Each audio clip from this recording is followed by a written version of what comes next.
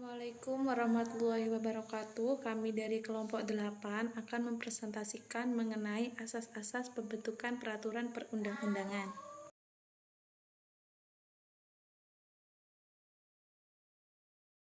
Pada pasal 5 Undang-Undang Nomor 12 Tahun 2011 ada 7 asas peraturan perundang-undangan. Asas yang pertama yaitu asas kejelasan tujuan, yang kedua asas organ atau pembentuk, yang ketiga asas kesesuaian antara jenis dan materi muatan, yang keempat asas dapat dilaksanakan, yang kelima asas kedayagunaan dan kehasilgunaan, yang keenam asas kejelasan rumusan, dan yang ketujuh ada asas keterbukaan.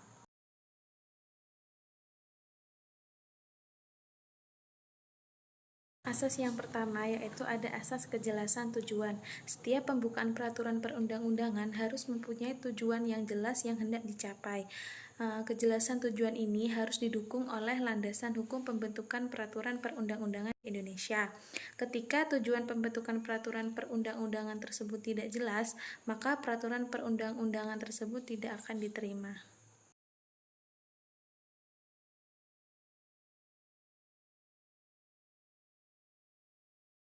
Kemudian, asas kedua yang harus dipenuhi ketika hendak membentuk peraturan perundang-undangan yaitu asas kelembagaan atau organ pembentuk yang tepat.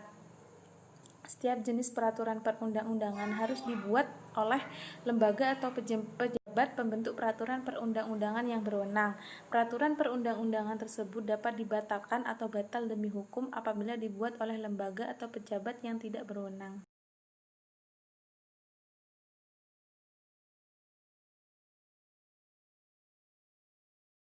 Asas yang ketiga yaitu asas kesesuaian jenis dan materi muatan.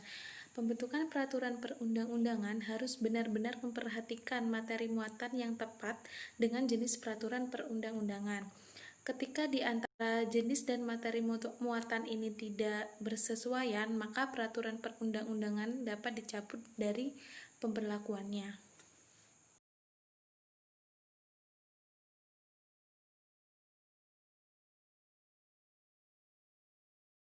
Asas yang keempat yaitu asas dapat dilaksanakan.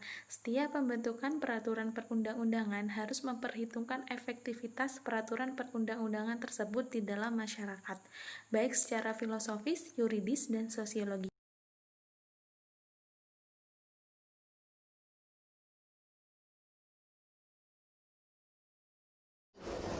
Di mana asas kedayagunaan atau kehasilgunaan ini maksudnya yaitu setiap peraturan perundang-undangan dibuat karena memang benar-benar dibutuhkan dalam tatanan masyarakat berbangsa dan bernegara.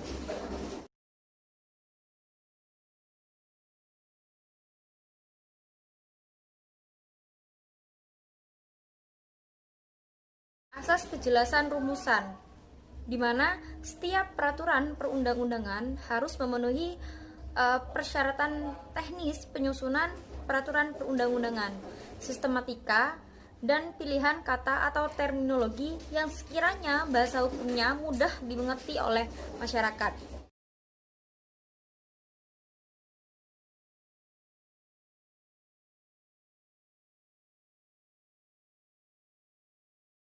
Asas keterbukaan, di mana dalam asas ini dari proses pembentukan perundang-undangan, perencanaan, persiapan, penyusunan, dan pembahasan bersifat transparansi atau terbuka, sehingga dalam asas keterbukaan ini bertujuan untuk agar jika ada yang kurang pas dalam pembentukan peraturan perundang-undangan tersebut, sehingga masyarakat bisa memberikan masukan yang sekiranya dapat dilaksanakan dengan baik dalam masyarakat itu tersendiri.